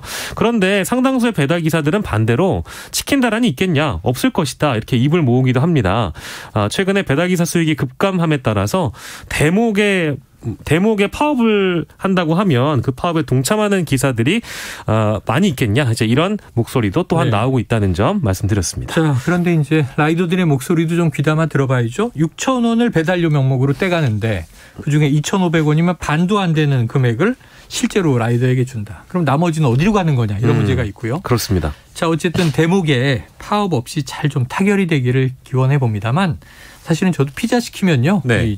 월드컵 볼 때 경기 다 끝나고 심야에 배달이 되어 오는 경우가 있어요. 그렇죠. 밀리다 보니까요. 안 먹을 수도 없고 네. 경기가 졌으면 네. 상당히 우울한 피자를 먹게 되고요. 식은 피자요? 네, 그래도 이겼으면 네. 기분 좋게 먹게 되는데 자, 조금 이제 일찍 퇴근하셔서 집에 들어가다가 통닭을 사가지고 올라가는 또 지혜를 발휘하실 필요도 있겠습니다. 자, 저희가 지금 배달 노동자 얘기를 잠깐 했습니다만 이 온라인에서는 배달앱 주문 메모 논란 이 글이 국민들 공분사고 있다고 하는데 무슨 내용입니까? 네, 어떤 손님이 배달 음식을 주문하면서 요청사항에 일하는 직원, 즉 아르바이트생을 비하하는 글을 남겨서 공분을 사고 있는데요. 말씀하신 것처럼 지난 19일에 올라온 배달 앱 주문 메모 논란이라는 제목의 글이 확산됐습니다. 글쓴이 A씨는 이렇게 얘기를 했는데요. 진짜 너무 속상하다. 휴학하고 잠깐 아르바이트하고 있는 학생인데 도대체 왜 이런 얘기를 들으면서 일해야 하는지 모르겠다고 하소연했는데 네. 글과 함께 영수증 사진을 공개한 겁니다. 영수증 사진에 보통 주문서도 나오지만 배달 기사님들께 이제 메모하는欄도 있고 뭐 사장님께 메모하는欄도 있긴 하잖아요. 네. 근데 주문서를 보면 서울 동작구 동작동의 한 아파트에 거주하는 이 어떤 손님은 프라이드 통다리 2조각, 소스 2개, 햄버거 세트 총 19,900원어치를 주문했는데요. 네네. 주문과 함께 남긴 메모에 뭐라고 적혀 있었느냐? 예, 저도 가슴이 좀 두근두근 하는데요. 최저 시급 받으면서 열심히 만들어 주셔서 감사합니다. 시간이 지나도 저와 여러분의 위치는 변화는 없을 겁니다. 이렇게 적혀 있었고요. 결제는 현장에서 카드로 하겠다 이렇게 표시를 했습니다. 글쓴이는 도대체 얼마나 잘 살고 어느 위치에 있는지 모르겠지만 말 함부로 하지 말라고 분통을 터뜨렸는데 손님의 이런 주문 메모에 황당한 건 누리꾼들도 마찬가지였겠죠. 음식에 무슨 짓 할 줄 알고 저러는 거냐. 2만 원으로 유세 부리는 거냐. 정말 상종하기 싫은 인간이다. 얼마나 자존감이 낮으면 이런 메모 하나에 허세를 부릴까 등의 반응을 보였습니다. 네, 그래요. 이렇게 한 사람이 문제라는 걸 우린 다 알고 있죠. 네. 여기에 상처받지 마시고요. 앞부분을 보면 상당히 좀 감사하는 얘기 같은데 최저시급을 받으면서도 열심히 만들어주셔서 감사합니다. 네. 수고하십시오까지면 좋았을 텐데 시간이 지나도 저와 여러분의 위치는 변화는 없을 겁니다. 여기서 이제 조롱이 딱 터지네요. 네. 아유, 속상하네요. 자, 다음 소식은요. 서울대학교 기계공학부로 가볼 텐데 서울대 기계공학부 학생회에서 반이름 공모전을 개최했는데 그 결과가 온라인상에서 화제다. 왜요? 네, 분위기를 좀 바꿔서 네네. 유쾌한 소식이기도 한데요. 학부 인원이 많아서 그런지 모르겠는데 서울대학교 기계공학부는 A반, B반, C반으로 나누는 것 같아요. 지난 3일에 기계공학부 학생의 인스타그램에 기계공학부 세 반의 이름을 여러분의 손으로 지어주세요라는 글과 함께 최다 득표를 받으면 한 명에게는 3만 원 상당의 치킨 기프티콘을 주겠다. 여기도 치킨이네요. 그렇죠. 네. 그런 이벤트가 올라왔습니다. 최종 후보가 다양했어요. 너트반, 볼트반, 와셔반, 창의반, 공학반, 설계반. 이제 공대의 느낌이 물씬 느껴지는 그런 용어들이죠. 이거 외에도 저희가 잘 알지 못하는 이제 알파벳을 활용한 전문 용어들로 만든 후보들이 있었고요. 그 중에 가장 눈에 띄었던 이름은 햇반, 양념반, 후라이드반이 있었습니다. 먹는 걸로. 네. 그래서 누가 우승을 했는가? 놀랍게도 투표의 최종 결과는 바로 햇반, 양념반, 후라이드반이 1위로 선정이 됐다고 합니다. 해당 반 이름은 2, 3학번부터 사용될 예정이고 최우수상 및 참가상을 받은 분들에게는 개별 연락을 통해서 기프티콘을 드릴 예정이라고 학생회 측이 전했는데 1위를 차지한 공모자가 매우 당황했다 그래요. 서울대 게시판을 통해서 치킨 준다길래 별 생각 없이 썼는데 이거 될 줄 몰랐다. 결승까지 가길래 큰일 날 것 같아서 투표도 사실 안 했다. 그냥 참가상 받고 땡 치면 될 줄 알았는데 정말 죄송하다는 사과문을 올렸고요. 대부분 서울대 학생하고 네티즌들의 반응이 참 참신했다. 재밌었다. 이걸 설마 누가 진지하게 접근했겠나라는 유쾌한 반응을 남겼습니다. 자, 전공이 먹는 걸 이기지 못합니다. 그럼 이게 내년 이후에는 이제 서울대 기계공학부는요. 이 반 이름만 보면 서울대 요리공학부로 또 착각을 하게 되지 않을까 하는 생각이 드네요.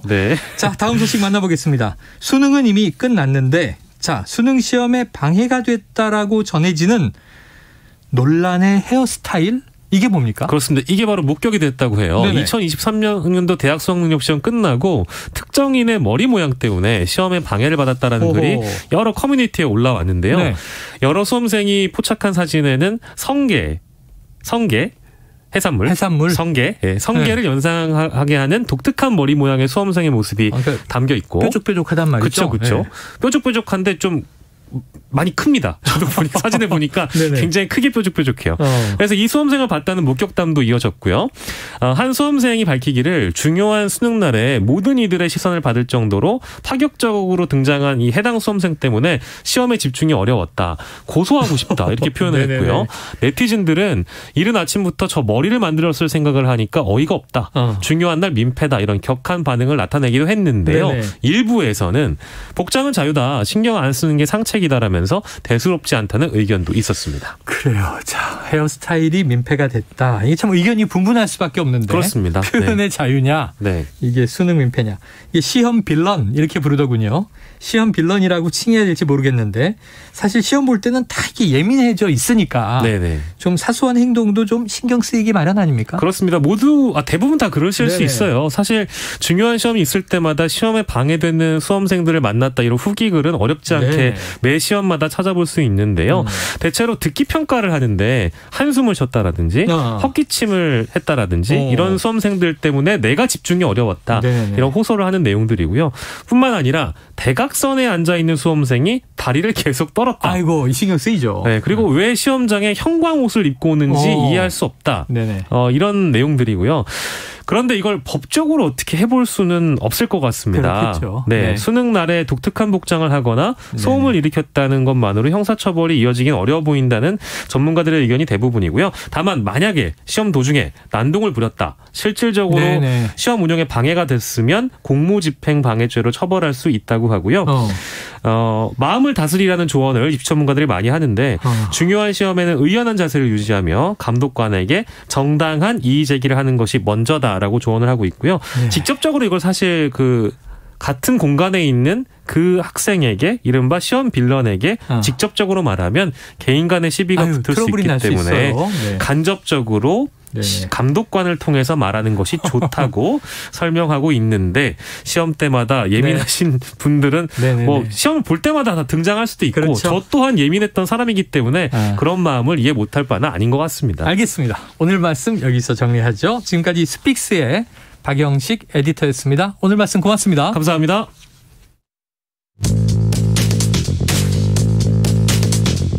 최영일의 시사본부는 여러분과 함께합니다. 짧은 문자 50원, 긴 문자 100원이 드는 샵 9730. 라디오 어플 콩과 유튜브는 무료로 참여하실 수 있습니다.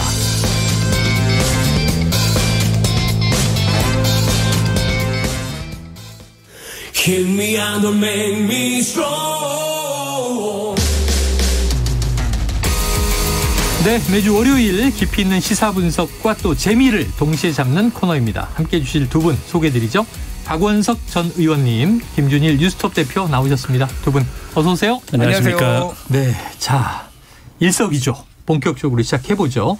오늘 화제는 단연 이거예요. 갑자기 속보로 나왔는데 윤석열 대통령이 도어 스태핑을 잠정 중단했다. 이게 지난주 금요일 MBC 기자와 이 비서관의 공개 설전 사태 여파다. 자, 여러 가지 외부 일정.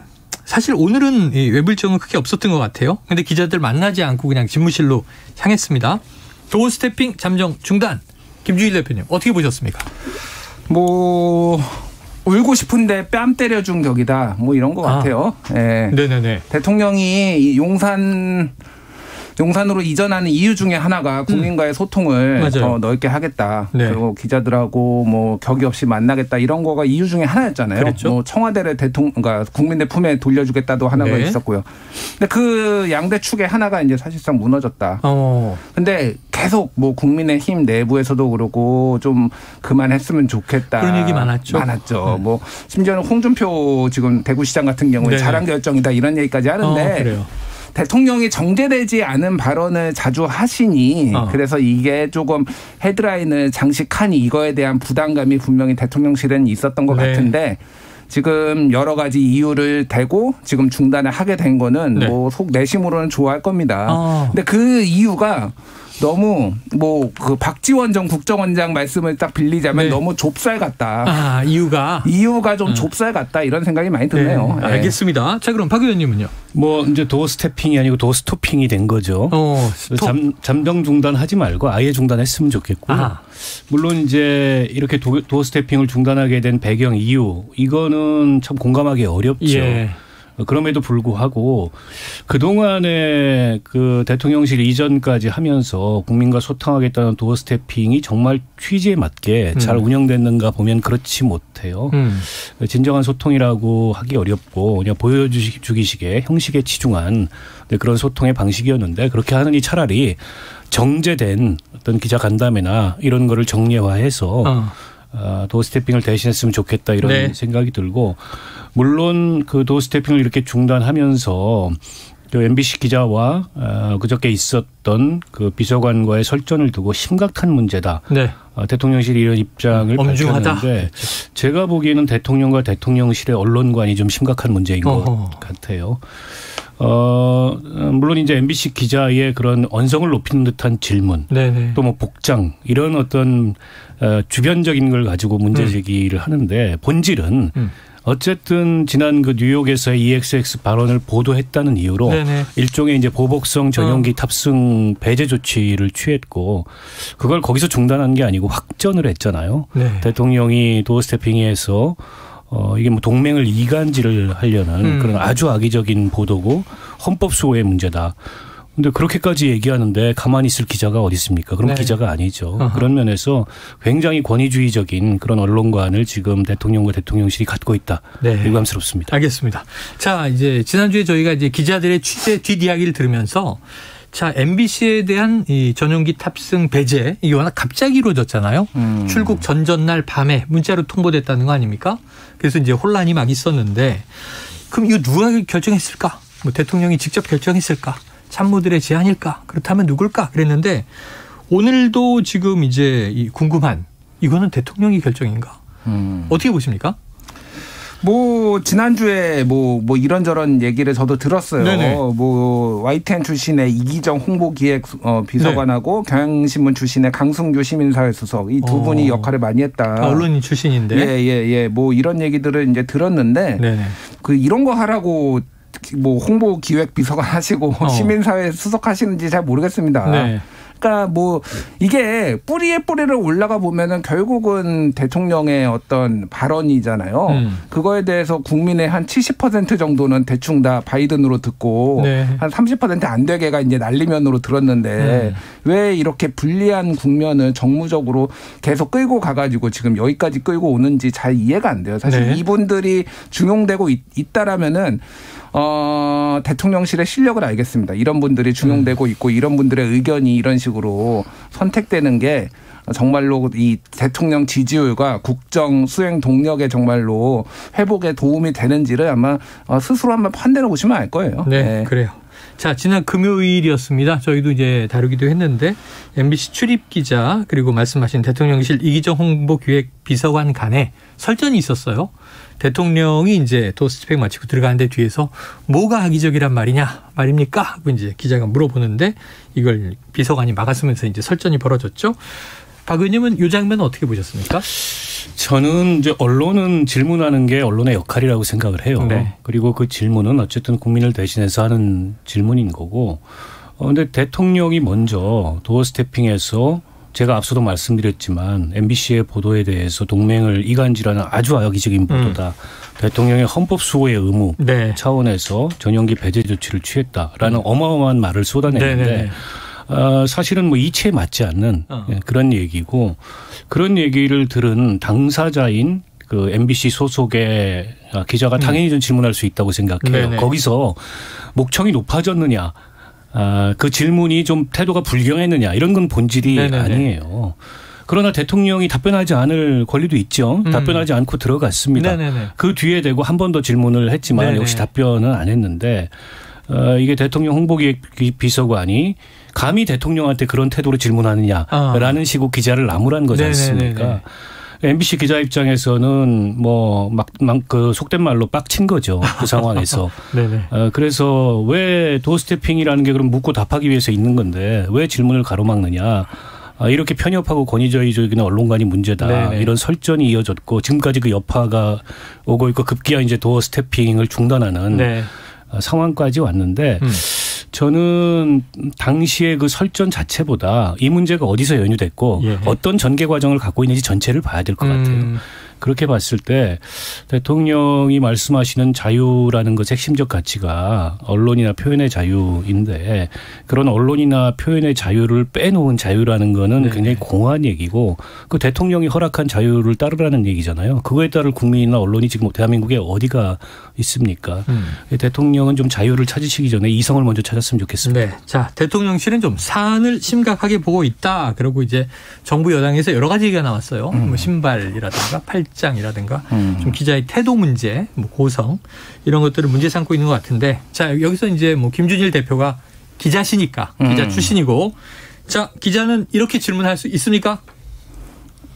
그렇게 질문할 수도 있죠. 그러니까 네네. 저는 외국 사례를 좀 말씀드릴게요. 그러니까 미국의 바이든 대통령, 트럼프 대통령, 기타 등등 역대 대통령이 다 언론과의 긴장 관계에 있었고 갈등 관계에 있었던 거는 주지의 사실이잖아요. 네네. 자, 바이든 대통령 사례를 말씀드릴게요. 폭스뉴스 보수 진영의 폭스뉴스가 맨날 이상한 질문을 합니다. 기자 저거 정상회담 하는데 UFO 질문하고 이 기자가 막 그러니까 백악관에서는 부글부글 하는 거예요. 그래서 나겠네요. 올해 초에 백악관에서 기자회견하는데 폭스뉴스 기자가 또 이상한 얘기하니까 잘 알려졌다시피 스튜피드 마이크가 꺼진 줄 알고 스튜피드 선 오브 뭐 이렇게 얘기를 했다가 아유, 심한 얘기죠. 예, 했다가 그거에 대해서 대통령이 사과를 했어요. 사과를 한 것도 그 기자가 받아들였어. 대통령이 사과를 해가지고 내가 받아들였다 이렇게 알려졌어요. 거기에 그런 사례가 있습니다. 긴장 관계 있더라도 예를 들면은 야, 쟤 멍청한 질문하니까 무례하게 질문하니까 쟤 출입하게 하지 마. 아니면 뭐 기자회견 중단해. 이렇게 바이든 대통령이 안 했잖아요. 그런데 2019년 그 11월에 있었던 제가 여기서 한 번 더 말씀드렸는데 네네네. 그 트럼프 대통령하고 CNN하고 설전. 그 CNN 기자가 뭐라고 얘기를 했냐면요. 그때가 중간선거 다음 날이라서 네네네. 막 선거 얘기를 하고 싶은데 요즘 분위기네요. 예, 이민자 행렬 캐러밴 문제를 가지고 이게 이민자 뭐 이렇게 굉장히 공격적으로 얘기했던 거에서 질문을 합니다. 그러니까 트럼프 대통령이 이렇게 얘기해요. 너는 건방지고 형편없는 사람이다. 창피한 줄 알아라. 막 이렇게 얘기를 해요. 그런데도 기자가 CNN 기자 아코스타 기자가 계속 얘기를 하니까 백악관 인턴이 와가지고 말립니다. 근데도 이렇게 막 얘기를 하니까 그 다음에 백악관 출입 정지. 이게 나온 거예요. 못 들어오게 해. 그렇죠. 그렇게 한 거예요. 그러면은 지금 윤석열 대통령이 쉽게 얘기를 하면 한미동맹 그렇게 말씀하시는데 바이든 스타일이냐 트럼프 스타일이냐 한번 되돌아보십시오. 트럼프가 그거 했다가 전 세계 조롱거리가 됐습니다. 근데 저는 이거 좀 잘 몰라서 여쭤보면 김 기자님 지금 김준일 대표는 뭐 어디 가도 취재의 품행의 문제를 책 잡힐 일이 없어요. 정말 반듯하게 정장에 타이. 하얀 와이셔츠. 근데 이거 복장 중요합니까? 복장 저는 그렇게 생각을 해요. 자 여기 기자실이 있었거든요. 네네. 기자실에 저도 여러 기자실을 출입을 했는데 항상 스레빠로 있습니다. 스레빠로 있어요. 왜냐하면은 우리 사무실에 근무하시는 분들 출근한 다음에 슬리퍼 신고 있잖아요. 사무실에도 구두를 하루 종일 신고 있으면 발이 아프니까.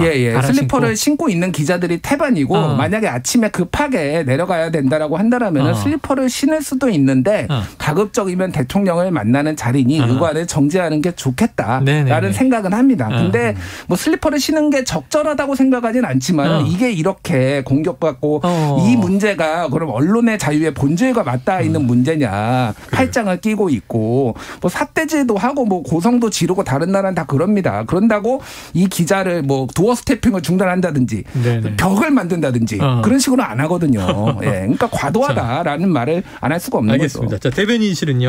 근본적인 재발 방지 방안 마련 없이는 도어 스태핑을 지속할 수 없다고 판단했다. 그래서 이제 잠정 중단이라는 건데 아까 박 의원님은 그냥 아예 중단하시라 이런 얘기를 했어요. 아니 저렇게 하려면 아예 중단하는 게 낫고요. 대변인실의 그런 입장은 일종의 언론을 상대로 한 공갈협박 비슷한 거라고 보고요. 결국 언론이 마음에 들지 않는 보도, 마음에 들지 않는 태도를 취하면 우리는 소통을 안 할 수도 있다. 그런데 궁극적으로 그게 누구에게 손해일까요? 그게 언론의 손해일까요? 아니면은 국정 운영을 하는 대통령과 여당의 손해일지 저는 깊이 생각해 봤으면 좋겠고요. 앞서 이제 뭐 복장 문제 얘기 나왔는데 바람직하게는 조금 더 정제된 그런 복장이었으면 좋겠죠. 그러나 그렇지 않을 수도 있어요. 왜냐하면 그게 기자실 바로 앞에 있는 공간에서 도어 스태핑을 하기 때문에 그게 문제의 본질이 아니잖아요. 이 사태. 근데 마치 그걸 갖다가 본질인 것처럼 호도하려는 더군다나 국민의힘의 기자 출신 무슨 비대위원들이 나서서 그런 얘기를 메신저 공격을 하고 있는 거에 대해서 대단히 저는 좀 바람직하지 않다는 생각이 들고요. 그러니까 언론과 권력의 관계는 늘 불편하고 대립적이고 때로는 적대적이기도 합니다. 그 오바마 대통령이 8년을 재임하고 나서 마지막에 백악관을 떠나기 직전에 백악관 브리핑에 룸에 들려서 기자들한테 연설을 했는데 거기서 그런 얘기를 해요. 지난 8년 동안 우리는 때때로 불편했고 대립적이었고 나도 그게 유쾌하지 않았다. 하지만 그것이 우리 관계의 본질이고 핵심이다. 이런 얘기를 합니다. 아니 적어도 국정을 운영하려면 언론에 대해서 그런 정도의 이 통찰과 또 그런 정도의 관용은 갖고 있어야지 이렇게 좀스럽게 이렇게 유치하게 언론을 대하는 것이 과연 이 민주정치의 그 지도자로서 이 기본적인 덕목을 갖고 있는 건지 대단히 우려스럽고 의심스럽습니다. 그런데 아까도 언급해 주셨지만 홍준표 대구시장은 이거 중단 잘한 결정이다. 그리고 이제 이 매일 마음 졸이며 보는 사람이 많다. 대통령의 말씀은 태산처럼 무거워야 한다. 자, 국민의힘 내부에선 이 상황을 어떻게 받아들일까인데 사실 최근에 MBC와의 설전은 지지층을 대상으로 하면 좀 결집 효과가 있다.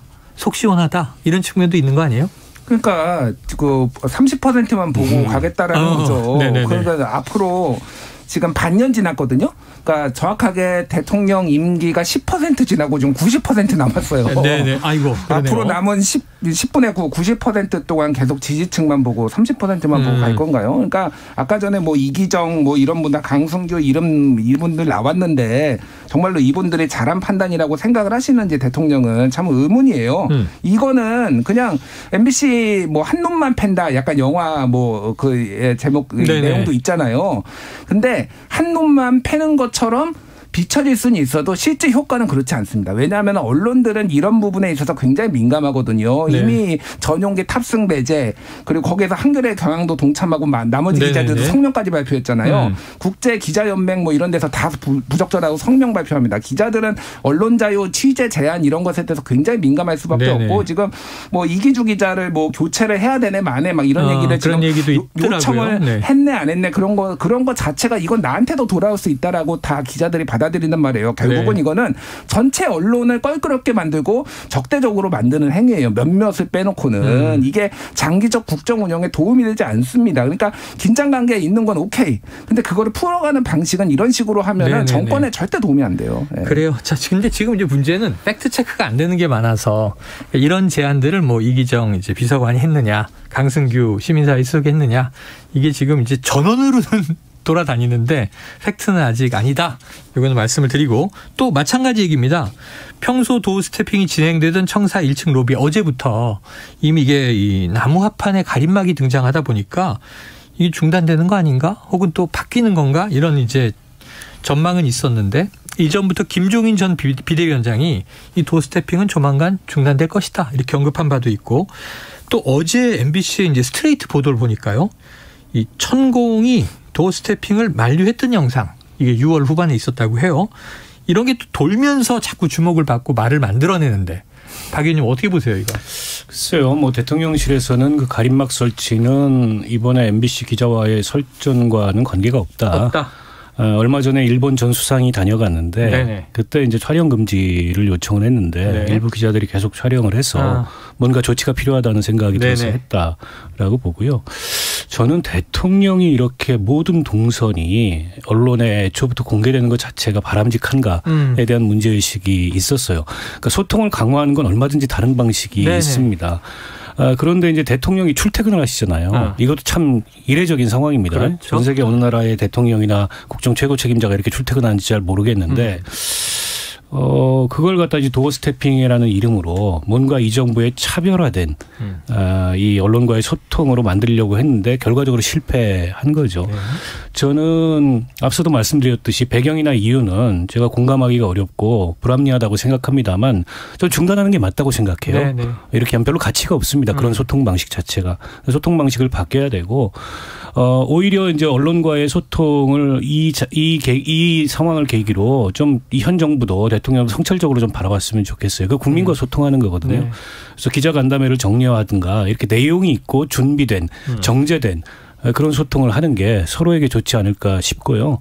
뭐 가림막이니 거기에 또 뭐 유리 벽을 설치한다더니 그런 거는 저는 그렇게 변질적인 문제는 아니라는 생각이 들고 그 MBC 스트레이트의 그 보도에 대해서도 한 말씀 드리자면 저도 그 보도를 봤는데 솔직히 말해 새로운 내용이 없습니다. 기존까지 나왔던 천공 관련된 얘기를 그냥 종합해가지고 그걸 내보낸 건데 그 보도도 제가 보기엔 물론 이제 언론의 자율적인 판단의 영역이긴 하지만은 조금은 좀 감정적이었어요. 이 관계가 굉장히 악화되지 않을까 싶어요. 알겠습니다. 관계는 악화될 것이다. 자, 다음 이슈로 넘어가 봅니다. 이게 저희가 시간이 제한돼 있어서요. 지금 지난 토요일에 정진상 당대표 정무조정실장 민주당이죠. 이제 금요일에 이제 저 피의자 신문이 있었고 과연 이제 구속 여부가 언제 결정되느냐. 이제 다음 날 새벽에 주로 나오니까 지금 본격적인 사정 정국으로 접어드는 것 아니냐. 자, 대표적인 혐의는 뇌물수수. 뭐 2013년부터 수년간 1억 4천 받았다. 대장동 일당의 편의를 봐주고 받았다. 자, 지난 11일에는 김용 부원장이 구속 기소됐습니다. 이제 구속이 됐고요. 이재명 대표는 SNS에 유검무죄, 무검유죄. 자, 김 대표님 앞으로 이게 어떻게 전개될까요? 일단 정진상 실장의 구속영장이 발부됐다라는 것 자체는 법원이 보기에는 구속할 상당의 사유가 있다. 범죄 그거는 소명 이런 얘기를 주로 하죠. 범죄 소명 그리고 증거인멸 가능성. 도주 우려. 뭐 도주 우려까지는 잘 모르겠습니다. 검찰이 그거를 굉장히 강조를 하고 어디에 나타나는지도 모른다 이런 거를 얘기를 했다라는데 어쨌든 그 부분을 봤다라는 거예요. 여기에 지금 혐의가 정진상 실장 같은 경우에는 뇌물수수도 있지만은 또 하나가 이제 증거인멸 교사도 있거든요. 유동규 씨한테 핸드폰 버리라고 했다라는 거 지시 등등등을 종합해서 봤을 때 종합적으로 이제 판단을 한 것 같아요. 중요한 거는 이제 이재명 대표로 칼끝이 향하고 있는 거는 뭐 누구나 봐도 알 수 있는 거고 제가 여기에서 얘기했는지 다른 데서 얘기했는지 기억이 안 나는데 수순을 전에 제가 한 달 전에 이거를 말씀드렸어요. 이 김용 구속하고 네. 정진상 구속하고 그런 다음에 이재명 참고인으로 소환 조사를 요청을 할 것이다. 네. 이재명 대표 안 나갈 것이다.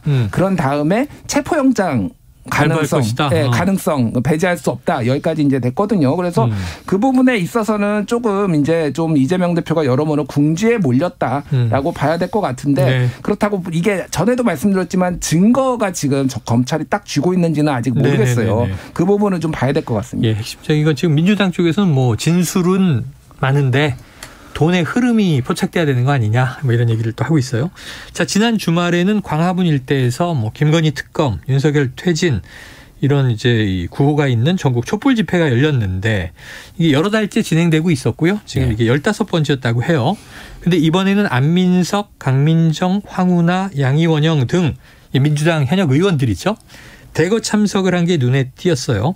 정진상 실장 다음에는 자, 이재명 대표, 또 서훈, 박지원 전 원장, 그다음엔 문재인 전 대통령 좀 이렇게 쭉 타고 올라가는 거 아니냐는 위기감이 민주당에 있는 것 같은데 박 의원님은 어떻게 보십니까?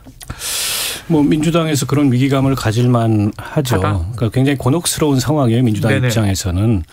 그러니까 당이 나서서 저걸 어디까지 또 어떻게 방어를 해야 될지. 네. 이게 이제 그야말로 정치적인 탄압에 해당하는 이제 그런 검찰의 수사라면, 즉 문재인 정권 시절에 그 서해 공무원 피살 사건이나 네. 또 동해에서 일어났던 월북 어민 북송 사건 네.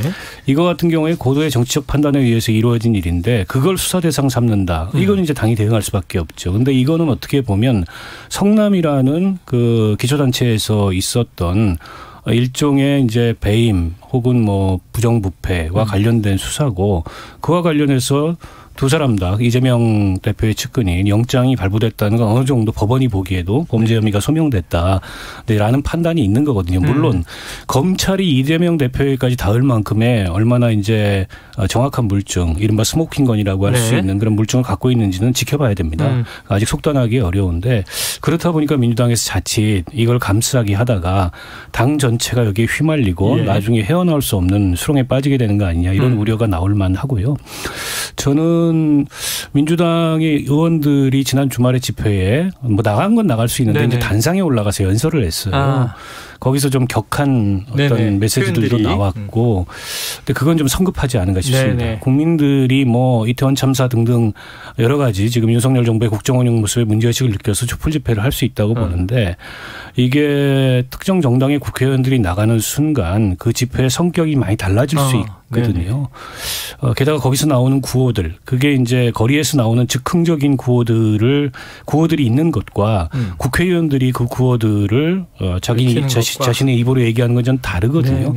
그런 면에서 당 지도부가 이 문제에 대해서는 조금 자중을 당부해야 되지 않을까 싶고 자칫적인 이제 정치적 역풍에 휘말릴 수 있고 어쨌든 우리가 대통령 탄핵이라는 헌정사에 그런 불행한 일을 겪었는데 저는 뭐 사유가 있으면은 그게 있을 수 있죠. 근데 이제 그 윤석열 정부가 다소 독선적인 모습을 보이고 그다음에 제대로 국정 운영을 못하고 무능하다.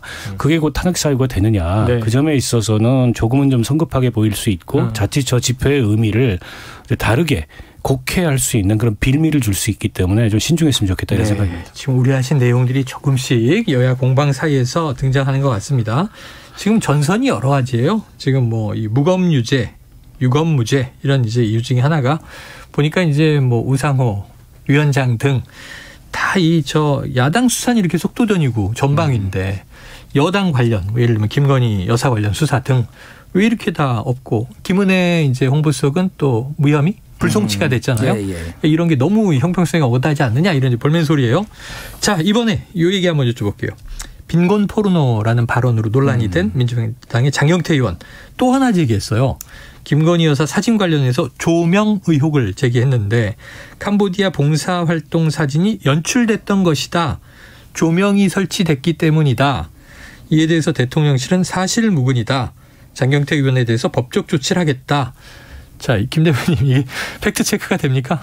일단 팩트체크를 하기 조금은 어려운 부분이 있는데 좀 배경 설명을 드리면은 이게 미국의 그 최대 온라인 커뮤니티인 레딧에 올라온 거예요. 그래서 김건희 여사가 그 아이를 안고 있는 사진을 영어로 써 있어요. 그래서 조명 하이라이트된 부분들을 그림자가 이상한 부분 이런 데들에다 동그라미 쳐놓고 분석을 했어요.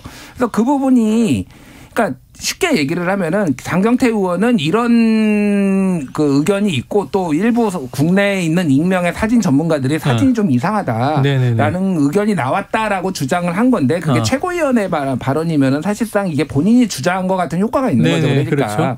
그래서 그거를 입증 책임에 대해서 장경태 의원이 조금 게을리했다라고 저는 생각을 합니다. 그러니까 아무리 전원이라고 하더라도 인용을 했더라도 그 정도 주장을 하려면은 조금 더 정밀하게 검증을 했었어야 된다라고 생각을 하고요.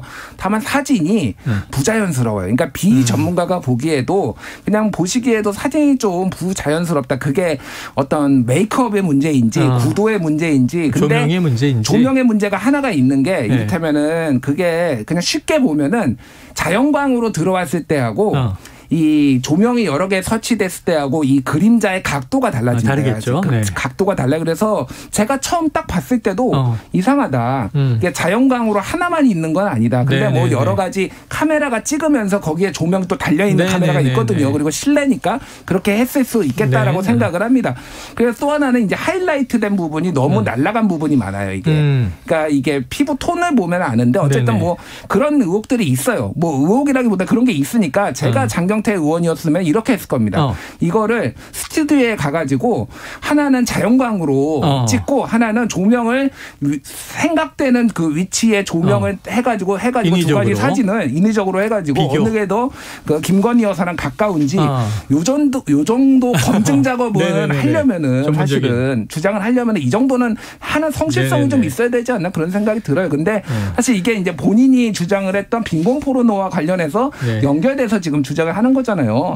사실 그냥 적당히 하고 좀 이제 출구 전략으로 하셨으면 좋겠어요. 이게 뭐 전문적이라서 저는 뭐 판단을 못하겠네요. 박 의원님은 좀 글쎄요. 저도 뭐 사진은 전문성이 없어서 그 사진을 보고 뭐가 이상한지를 제가 뭐 판독해내기는 어렵고요. 다만 이제 장경태 의원이 이제 이걸 외신과 전문가들의 의견이라고 소개를 하면서 주장을 했는데 엄밀하게 얘기하면 외신은 아니죠. 커뮤니티에 올라온 글을 가지고서 그걸 이제 외신이라고 표현한 거. 기사는 아니니까. 이 자체가 이제 객관성이 좀 없는 주장을 한 거고. 근데 그걸 또 이제 계속 반복을 했어요. 그냥 한번 하고 그친 게 아니고 급기야 대통령실에서 뭐 법적 대응을 하겠다. 뭐 명예훼손이나 이런 걸로 고발을 하겠다는 것 같은데 그것도 바람직하지 않죠. 물론 김건희 여사에 대해서 지나치게 어떻게 보면은 민주당에서 정치 공세성 이제 그런 비판을 최고위원들이나 이런 분들이 번갈아 가면서 하는 측면이 있어요. 그에 대해서 대통령실이 불쾌할 수는 있는데 근데 또 따지고 보면 김건희 여사의 이번 해외 순방 중에 여러 가지 그 행적이나 이런 것들이 비판받을 요소가 없는 건 아니거든요. 그리고 애초부터 이게 부속실을 설치해가지고 뭔가 제대로 투명한 관리가 이루어져야 된다고 하는데 여전히 불투명하고 그런 사진을 공개하는 방식도 이게 사후 공개고 이러다 보니까는 이제 이런 식의 그 추측이나 또 이런 식의 문제제기가 좀 나오는 거라고 보거든요. 그러니까 이제 대통령실은 이런저런 오해 또 곡해 이런 거를 늘 받습니다. 사실은 지난 정부 때 뭐 김정숙 여사의 행보를 둘러싸고 국민의힘은 이런 비판 안 했습니까? 근데 그걸 다 일일이 이게 국익에 심각한 문제다. 이번에 장경태 의원에 대해서 법적 대응을 한다면서 이게 국익을 훼손했다. 아니 그 대통령 영부인을 비판한 그게 국익 훼손입니까? 이게 얼마나 봉건적 발상이에요. 불경죄 비슷한 얘기를 하는 거잖아요. 그런 측면에서 마찬가지로 대통령실의 대응도 굉장히 옹졸하다라는 이 인상을 지울 수가 없습니다. 알겠습니다. 이슈가 너무 많아서 말이죠. 북한이 지금 ICBM 쐈잖아요. 거기다 또 김정은 국무위원장의 딸이 등장을 막 하고 놀라운 북한발 뉴스도 있고 그다음에 오늘 이제 경제 이슈도 굉장히 많은데 시간이 다 돼서 아쉽지만 일석이조 오늘은 여기까지 해야 될 것 같습니다. 자, 김준일 뉴스톱 대표 박원석 전 의원 오늘 말씀 감사합니다. 고맙습니다.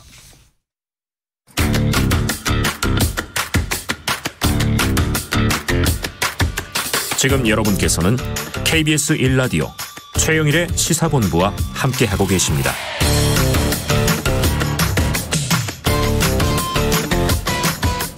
네, 월요일의 마지막 코너입니다. 문희정 국제시사평론가와 함께하는 국제본부 스튜디오에 이미 자리 잡고 계십니다. 문 평론가님 어서 오세요. 네, 안녕하세요. 자, 오늘은요. 현재 9개월째 접어든 우크라이나 전쟁 상황을 한번 정리해 보겠습니다.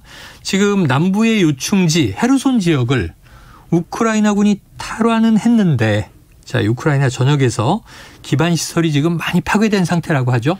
네, 그렇습니다. 일단 헤르손 지역은 그 2014년에 러시아가 강제 병합한 곳이죠. 크림반도의 네네네. 바로 위쪽이었어요. 예. 그래서 지난 2월 24일에 러시아가 우크라이나를 침공한 직후에 곧바로 이제 점령을 했던 전략적 요충지라고 할 수 있는데요. 지난 11일 새벽에 우크라이나 군이 8개월 만에 완전 탈환을 했다 이렇게 발표를 했습니다. 자, 그러면 우크라이나 군하고 러시아 군 사이에 교전이 벌어져서 우크라이나 군이 차지를 한 거냐? 그게 아니고요. 네. 전날에 러시아 군이 전투력 보존과 보급로 확보를 위해서 병력 3만 명과 5천여 점의 무기 장비를 헤르손에서 철수했다라고 발표를 하면서 러시아 군이 철수했다? 네, 그러면서 이제 친일 러시아 주민들까지 다 이제 피난을 시킨 다음에 네네. 물러난 겁니다.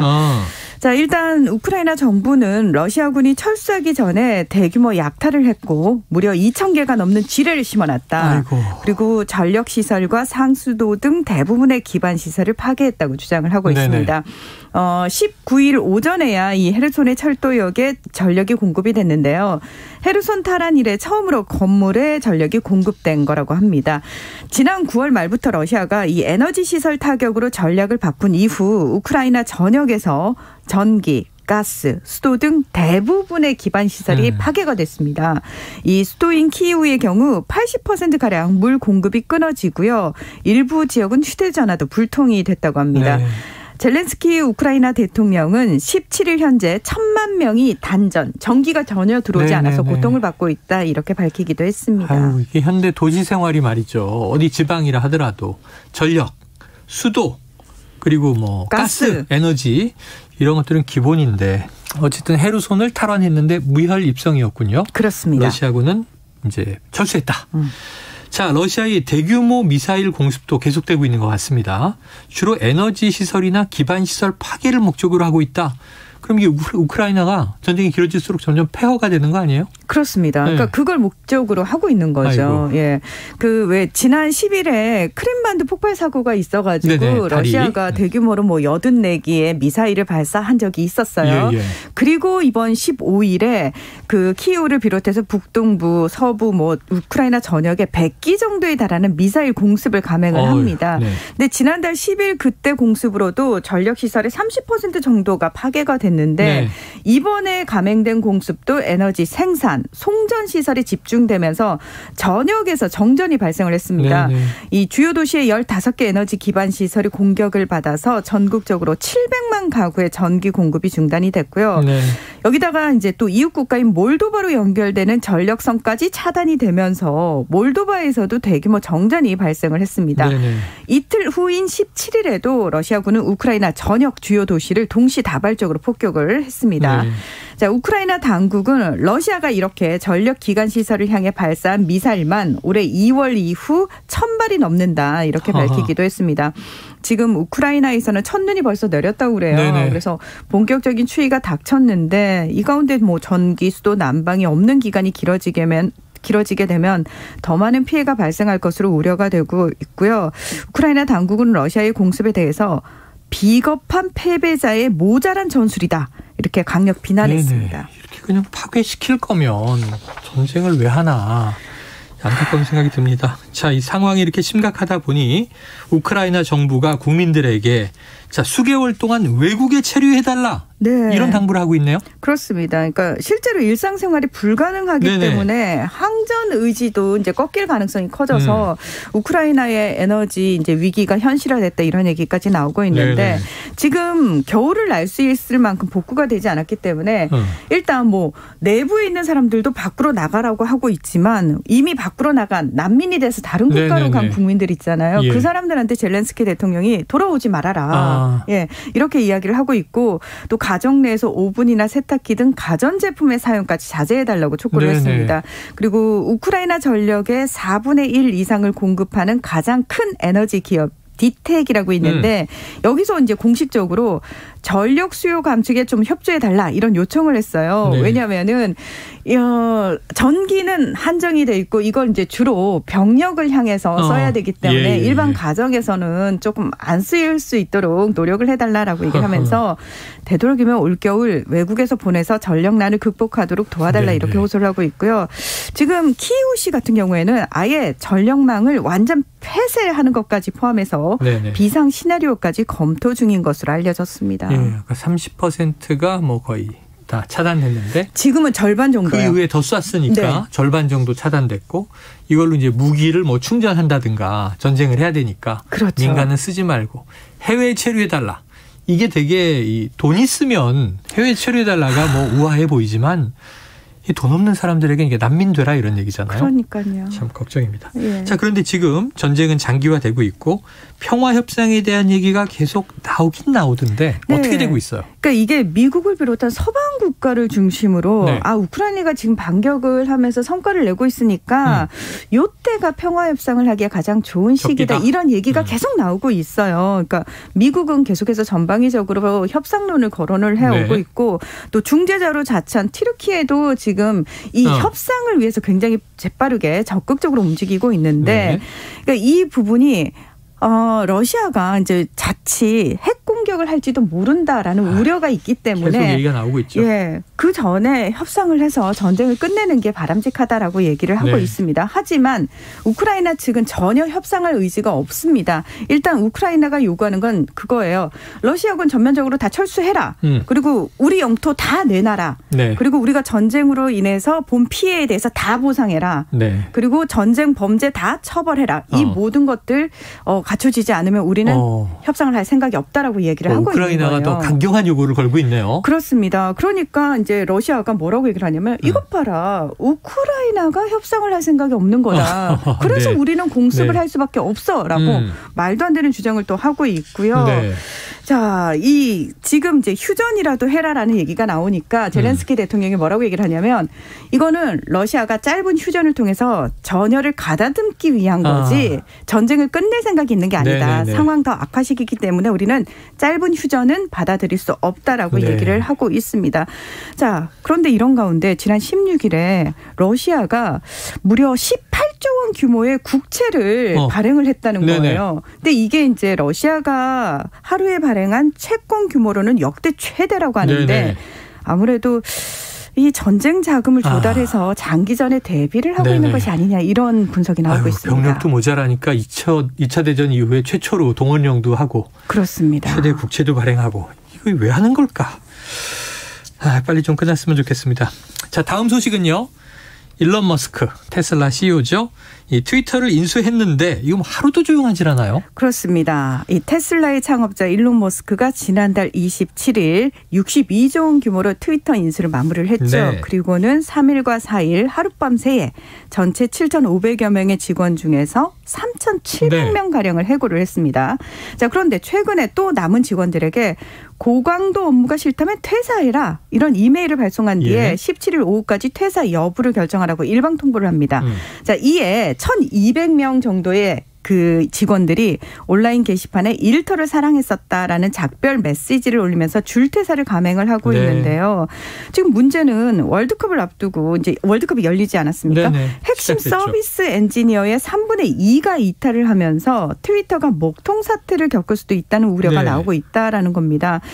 그리고 이게 지금 단순히 뭐 소셜 미디어 어떤 한 기업 내의 문제가 아니고 미국 전체의 어떤 문제로 확산되다 보니까 18일 날 미국 민주당 소속 상원 의원들이 머스크가 트위터의 안전성을 훼손했다. 이런 이유로 우리의 공정거래위원회 같은 연방거래위원회에 조사를 촉구를 한 상황입니다. 그리고 전 세계적으로 많은 트위터 이용자들이 트위터의 명복을 빌니다. 트위터 침몰 이런 해시태그를 남기면서 이탈하는 모습도 보이고 있습니다. 트위터의 비공식 사훈이 당신의 일터를 사랑하라. 근데 뭐 절반이 이제 쫓겨났으니 사랑할 수가 있겠나 싶은데 그런데 또 하나 놀라운 게요. 트위터에서 트럼프 전 대통령의 계정이 영구 정지됐었잖아요. 그렇죠. 그런데 지금 22개월 만에 다시 복구가 됐습니까? 맞습니다. 복구됐습니다. 팔로우가 무려 8,800만 명에 달했던 트럼프 전 대통령의 계정은 네. 지난해 발생한 1월 6일 국회의사당 폭동 사건 이후 또 한 번의 폭동을 자극할 수 있다는 우려가 제기되면서 영구 정지된 상태였습니다.